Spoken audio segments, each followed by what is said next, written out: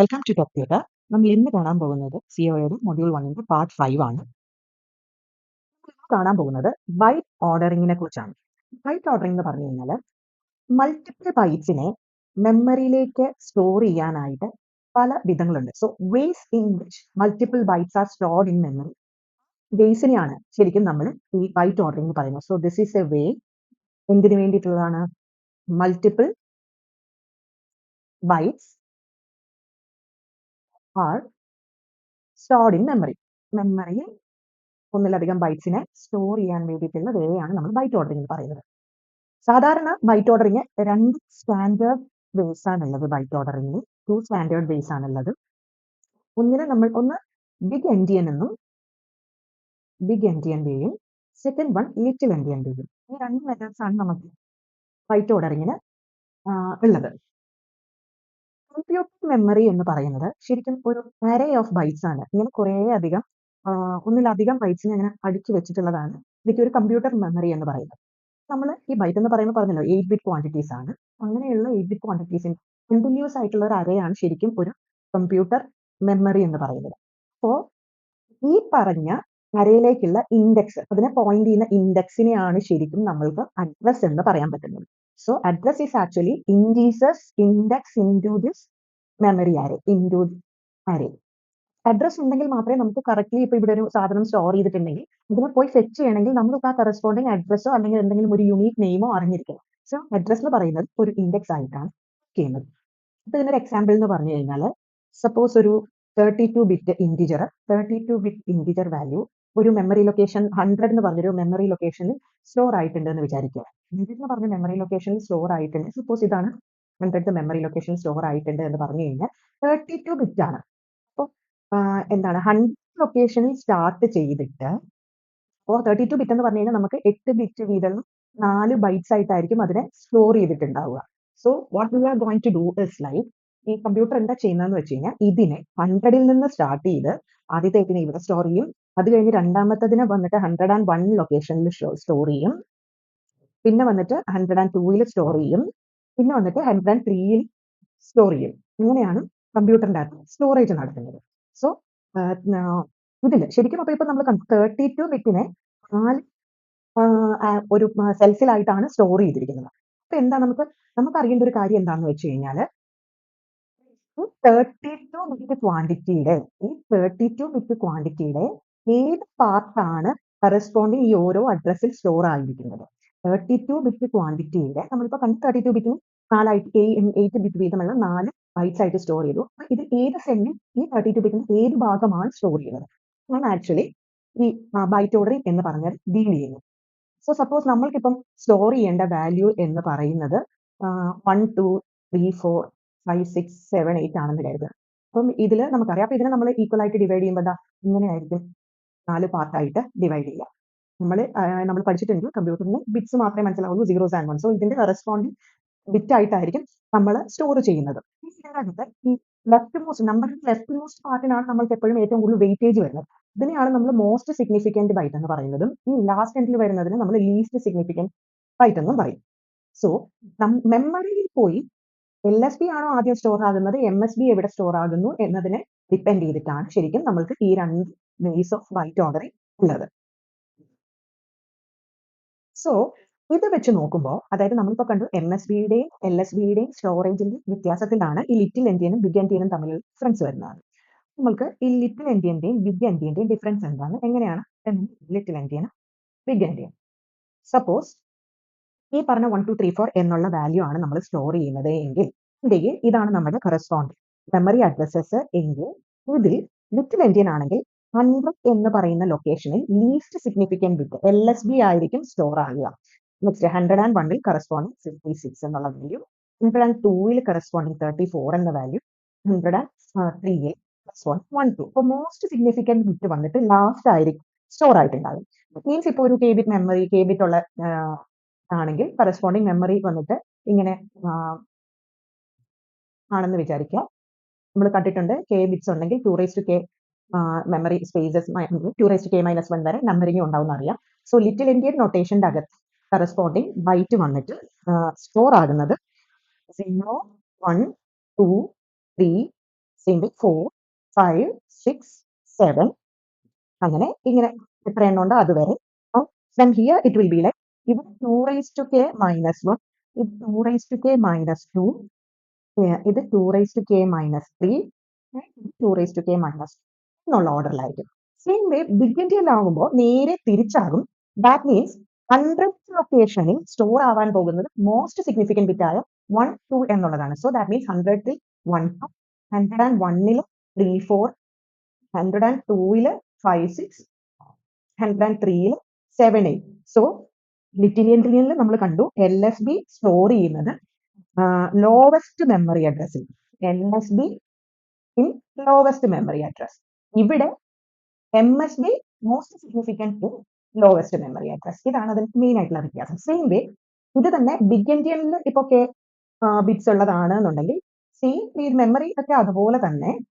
Only thing ഈ storage വന്നിട്ട് ഇപ്പൊ 2 raised to k minus 1 വരെയുള്ള അഡ്രസ്സിങ്ങിൽ നമ്മൾക്ക് വന്നിട്ട് ഇതിൽ നേരെ തിരിച്ച് റൈറ്റ് ഹാൻഡ് സൈഡിൽ നിന്ന് തുടങ്ങും 0 ഇവിടെ 1 2 3 4 5 6 7.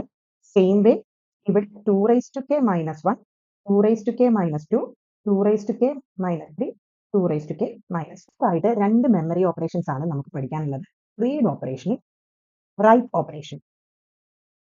അപ്പോൾ ഇതിൽ ആദ്യം നമ്മൾ സ്റ്റെപ്പ് ബൈ സ്റ്റെപ്പ് കാണാൻ പോവാണ്. ഈ റീഡ് എന്ന് പറയുന്ന കറസ്പോണ്ടിങ് അല്ലെങ്കിൽ റൈറ്റ് എന്ന് പറയുന്നതിൽ എന്തൊക്കെ സ്റ്റെപ്സ് ആണ് നടക്കുന്നത് എന്നുള്ളത്. So read operation, basically read എന്ന് പറയുന്നത് സ്പെസിഫിക് മെമ്മറി ലൊക്കേഷനിൽ നിന്ന് ഡേറ്റയെ ഫെച്ച് ചെയ്ത് CPU-ന്റെ ഏതെങ്കിലും രജിസ്റ്ററിലേക്ക് ട്രാൻസ്ഫർ ചെയ്യുന്നതിനെയാണ് റീഡ് എന്ന് പറയുന്നത്. സോ ഫസ്റ്റ് തിങ് പറഞ്ഞു കഴിഞ്ഞാൽ ഡേറ്റ ഫെച്ചിങ് ആണ്. ഡേറ്റ ഫെച്ച് ചെയ്യണം. ഓക്കെ, എന്നിട്ട് CPU-ന് ഏതെങ്കിലും ഒരു CPU-ലേക്ക് ഒരു രജിസ്റ്ററിലേക്കോ മെമ്മറിയിലേക്കോ ട്രാൻസ്ഫർ ചെയ്യുന്നതിനെയാണ് memory location. Okay, data fetching from memory location correspond CPU രജിസ്റ്ററിലേക്ക് ട്രാൻസ്ഫർ ചെയ്യുന്നതിനെയാണ് റീഡ് ഓപ്പറേഷൻ എന്ന് പറയുന്നത്. സോ ഇതിൽ ബേസിക് സ്റ്റെപ്സ് എന്ന് പറയുന്നത് ഫസ്റ്റ് വൺ വന്നിട്ട് അഡ്രസ്സിംഗ്. ഫസ്റ്റ് വൺ വന്നിട്ട് അഡ്രസ്സിംഗ് ആണ്. അഡ്രസ് എന്ന് പറഞ്ഞു കഴിഞ്ഞാൽ ഡേറ്റ എവിടെയാണോ ഉള്ളത് ആ ലൊക്കേഷന്റെ അഡ്രസ് CPU ജനറേറ്റ് ചെയ്യണം. സോ CPU ജനറേറ്റ് അഡ്രസ്, എന്തിന്റെ ഡേറ്റ എവിടെയാണുള്ളത് കറസ്പോണ്ട്. സെക്കൻഡ് വൺ എന്ത് ചെയ്യണം, ഈ ജനറേറ്റഡ് ആയ അഡ്രസ്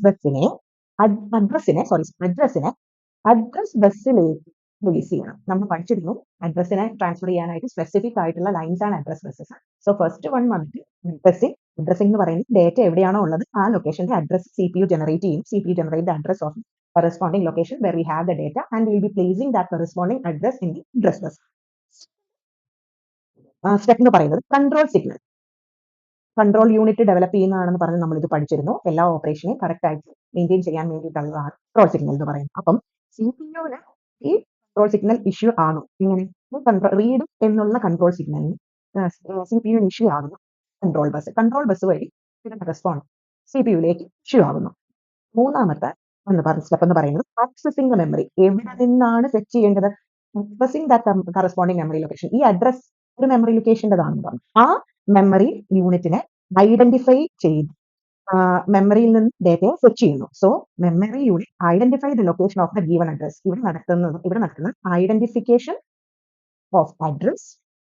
എന്നിട്ട് എന്താണ് അവിടെ നിന്ന് searching of data, search data. Next fourth step വന്നിട്ട് ഡേറ്റ ട്രാൻസ്ഫർ. ഡേറ്റ ട്രാൻസ്ഫർ ആണ് ഫോർത്ത് സ്റ്റെപ്പ് വന്നിട്ട്. ദാറ്റ് മീൻസ് ഫെച്ച്ഡ് ആയിട്ടുള്ള ഡേറ്റയെ കറസ്പോണ്ടിങ് ഡേറ്റാ ബസ്സിലേക്ക് പ്ലേസ് ചെയ്യുന്നു. അപ്പൊ എന്ത് ചെയ്യും, ഡേറ്റാ ബസ്സിൽ വന്നു കഴിഞ്ഞാൽ പിന്നെ CPU-ന് കറസ്പോണ്ടിങ് ഡേറ്റയെ റീഡ് ചെയ്യാൻ പറ്റും. So CPU reads the data ബസ്സിൽ നിന്നും അതിന് റീഡ് ചെയ്യുന്നു. എന്നിട്ട് എന്ത് ചെയ്യും, ലോഡ് ടു രജിസ്റ്റർ, കറസ്പോണ്ടിങ് രജിസ്റ്ററിലേക്ക് ലോഡ് ചെയ്യുന്നു. ഇനി അടുത്തത് ഫിഫ്ത്ത് വൺ കമ്പ്യൂട്ടേഷൻ. എന്താണ് കറസ്പോണ്ടിങ് കമ്പ്യൂട്ടർ ഓപ്പറേഷൻ എന്നുള്ളത്? കമ്പ്യൂട്ടേഷൻ എന്തുമായിക്കോട്ടെ അതിന്റെ കറസ്പോണ്ട്. അപ്പം മെമ്മറി ഓപ്പറേഷൻ കറസ്പോണ്ട് അക്നോളജ് ചെയ്യണം. അക്നോളജ്മെന്റ് നടത്തുന്നു. ഇവിടെ ചെയ്തിട്ടുണ്ട് എന്ന് തിരിച്ചറിയിക്കുന്നത് പോലെ അറിയിക്കുന്നതാണ് acknowledgement. Memory operation acknowledgement. Generated ആയ കൺട്രോളിനെ എല്ലാം തിരിച്ച് CPU-ന് റിട്ടേൺ ചെയ്യണം. Return control CPU for next instruction ആണ് ഒരു റീഡ് ഓപ്പറേഷൻ എന്ന് പറയുമ്പോൾ നടക്കുന്നത്. So first one address, control signal, accessing memory, data transfer and corresponding computation. Next വന്നിട്ട് നമുക്ക് സെയിം റൈറ്റ് എന്ന് പറയുന്ന ഓപ്പറേഷൻ സ്റ്റെപ്സ് എന്താണെന്ന് കാണും. റീഡ് പറഞ്ഞാൽ നമ്മൾ കണ്ടു ഡേറ്റനെ ഫെച്ച് ചെയ്യുന്നു മെമ്മറിയിൽ നിന്ന് എന്നിട്ട് സിപിയുടെ രജിസ്റ്ററിലേക്ക് എടുത്ത് വെച്ച് കറസ്പോണ്ടിങ് ഓപ്പറേഷൻസ് നടത്തുന്നു. സെയിം വേ റൈറ്റ് എന്ന് പറയുമ്പോൾ സിപിയുവിൽ നിന്ന് കറസ്പോണ്ടിങ് ഒരു സ്പെസിഫിക് മെമ്മറി ലൊക്കേഷനിലേക്ക് കൊണ്ട് ഡേറ്റയെ റൈറ്റ് ചെയ്യുന്നു. സിപിയുവിൽ നിന്ന് കറസ്പോണ്ടിങ് മെമ്മറി ലൊക്കേഷനിലേക്ക് ഡേറ്റയെ ട്രാൻസ്ഫർ ചെയ്യുന്നതിനാണ് ശരിക്കും റൈറ്റ് ഓപ്പറേഷൻ എന്ന് നമ്മൾ പറയുന്നത്. അപ്പം ഇതിനും റീഡിന്റെ പോലെ തന്നെ സ്റ്റെപ്സ് ഉണ്ട്. സോ ഫസ്റ്റ് തിങ് രണ്ടിലും സെയിം തന്നെയാണ്. ഫസ്റ്റ് വൺ അഡ്രസ്സിംഗ്, കാരണം അഡ്രസ്സ് ജനറേറ്റ് ആയാൽ മാത്രമേ നമുക്ക് അതിന് ഫെച്ച് ചെയ്യാനോ അല്ലെ റൈറ്റ് ചെയ്യാനോ എന്താണെങ്കിൽ കറസ്പോണ്ടിങ് ലൊക്കേഷനിലേക്ക് ട്രാൻസ്ഫർ ചെയ്യാനോ റീഡ് ചെയ്യാനോ പറ്റുള്ളൂ. സോ അഡ്രസ്സിംഗ് എന്താണ് അപ്പോൾ മറ്റേത് എവിടെ നിന്ന് റീഡ് ചെയ്യണം എന്നുള്ളതായിരുന്നെങ്കിൽ ഡേറ്റ ഏത് ലൊക്കേഷനിലേക്കാണോ റൈറ്റ് ചെയ്യേണ്ടത് ആ ലൊക്കേഷൻ അഡ്രസ്സിൽ സി പി യു ജനറേറ്റ് ചെയ്യണം. So same with C P U generate address എന്തിനുള്ളതാണ്, എങ്ങോട്ടാണ് റൈറ്റ് ദ ഡേറ്റ, എങ്ങോട്ടാണ് റൈറ്റ് ചെയ്യേണ്ടത് എന്നുള്ള കറസ്പോണ്ടിങ് ലൊക്കേഷനെയാണ് സി പി യു ജനറേറ്റ് ചെയ്യേണ്ടത്. സെക്കൻഡ് വൺ എന്താണ്, കറസ്പോണ്ടിങ് അഡ്രസ്സിൽ അഡ്രസ് ബസ്സിലേക്ക് അഡ്രസ്സിന് അതിന്റെ കറസ്പോണ്ടിങ് അഡ്രസ് ബസ്സിലേക്ക് പ്ലേസ് ചെയ്യണം. ഈ രണ്ട് സ്റ്റെപ്പ് ഫസ്റ്റ് സ്റ്റെപ്പിൽ രണ്ടെണ്ണവും സെയിം ആണ് റീഡിനും റൈറ്റിനും. സെക്കൻഡ് വൺ വന്നിട്ട് ഡേറ്റ ട്രാൻസ്ഫർ. നമുക്ക് ഡേറ്റ ഉണ്ട് അത് റൈറ്റ് ചെയ്യാനാണ്. സോ ഇവിടെ ഡേറ്റ ട്രാൻസ്ഫർ ആണ് സെക്കൻഡ് നടത്തേണ്ടത്. അപ്പൊ എന്ത് ചെയ്യണം, ഡേറ്റ ട്രാൻസ്ഫർ ചെയ്യാന്ന് പറഞ്ഞു കഴിഞ്ഞാൽ ഡേറ്റനെ കറസ്പോണ്ടിങ് ഡേറ്റാ ബേസിലേക്ക് പ്ലേസ് ചെയ്യും. നമ്മൾ ഇവിടെ സെയിം തന്നെയാണ് ആ കറസ്പോണ്ടിങ്. മൂന്നാമത്തത് കൺട്രോൾ സിഗ്നൽ. മൂന്നാമത്തത് ഇവിടെ control signal developing. C P യുവിന് റൈറ്റ് എന്ന് പറഞ്ഞ കൺട്രോൾ സിഗ്നൽ എങ്ങനെ മെമ്മറി കൺട്രോൾ ബസ് വന്നിട്ട് സി പി യുവിനോട് പറയാണ് റൈറ്റ് ചെയ്തോളൂ മെമ്മറി. ഇതാണ് ശരിക്കും കൺട്രോൾ സിഗ്നൽ പറയുന്നത്. C P U control bus വഴിയാണ് അത് റിസീവ് ആകുന്നത്. നാലാമത്തത് വന്നിട്ട് മെമ്മറി ആക്സസ്, എങ്ങോട്ടാണ് റൈറ്റ് ചെയ്യേണ്ടത് ആ corresponding memory access. So corresponding അഡ്രസ്സിൽ ഉള്ള ലൊക്കേഷനെ മെമ്മറി കൺട്രോളർ, സോ ഈ കറസ്പോണ്ടിങ് അഡ്രസ്സിന് മെമ്മറി കൺട്രോളർ എന്ന് പറഞ്ഞുകൊണ്ട് മെമ്മറിയെ കൺട്രോൾ ചെയ്യുന്ന മെമ്മറി കൺട്രോളർ ഐഡന്റിഫൈ ചെയ്യും. അതാണ് ഈ മെമ്മറി ആക്സസിൽ നടക്കുന്നത്. എന്നാണ് റീഡിൽ നിന്ന് വ്യത്യാസമായിട്ട് റൈറ്റ് എന്നുള്ളത്. മെമ്മറി ആക്സസ് ഇവിടെ നടക്കുന്നത് മെമ്മറി കൺട്രോളർ എന്ന് പറയുന്ന സെഗ്മെന്റ് കറസ്പോണ്ടിങ് അഡ്രസ്സിനെ ഐഡന്റിഫൈ ചെയ്യുന്നു, എവിടേക്കാണ് റൈറ്റ് ചെയ്യേണ്ടത് എന്നുള്ളത്. അടുത്തത് ഈ കറസ്പോണ്ടിങ് ഡേറ്റാബേസിൽ കിടക്കുന്ന ഡേറ്റയെ റൈറ്റ് ചെയ്യണം. അപ്പം ഡേറ്റ റൈറ്റിംഗ് അതെന്താ ചെയ്യണം, അപ്പം ഡേറ്റാബേസിൽ കിടക്കുന്ന ആ കറസ്പോണ്ടിങ് ഡേറ്റനെ ഈ ഐഡന്റിഫൈ ചെയ്ത കറസ്പോണ്ടിങ് മെമ്മറി അഡ്രസ് ഉള്ള ലൊക്കേഷനിലേക്ക് ഡേറ്റയെ റൈറ്റ് ചെയ്യുന്നു. അതാണ് last one acknowledgement.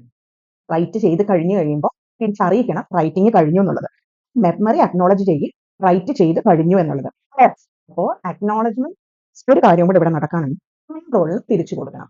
കൺട്രോളിനെ C P U. So it is basically like acknowledge and again returning control to C P U. ഇന്നത്തെ ക്ലാസ് ഇതോടുകൂടി കഴിഞ്ഞു. നിങ്ങൾക്ക് ക്ലാസ് ഇഷ്ടമായി എല്ലാവരും സബ്സ്ക്രൈബ് ചെയ്യും, സപ്പോർട്ട് ചെയ്യുക. Thank you.